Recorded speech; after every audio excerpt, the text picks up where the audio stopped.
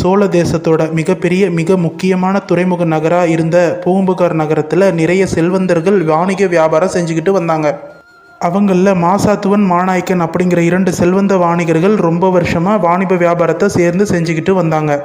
ரொம்ப வருஷம் வியாபார நண்பர்களாக இருக்கக்கூடிய நாம ஏன் சொந்தக்காரங்களாக ஆகக்கூடாதுன்னு யோசித்து மாசாத்துவன் மகன் கோவலனுக்கும் மாநாய்க்கன் மகன் கண்ணகிக்கும் திருமணம் செஞ்சு வைக்கிறாங்க. திருமணத்துக்கு பிறகு மாசாத்துவன் மற்றும் மாநாய்க்கன் சேர்ந்து செஞ்சுக்கிட்டு இருந்த வாணிக வியாபாரத்தை மொத்தமாக கோவலன் கிட்ட ஒப்படைக்கிறாங்க.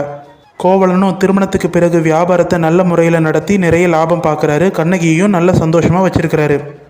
நிம்மதியாக போய்கிட்டு இருந்த இவங்க வாழ்க்கையில் ஒரு பிரச்சனை பெண் ரூபத்தில் வருது.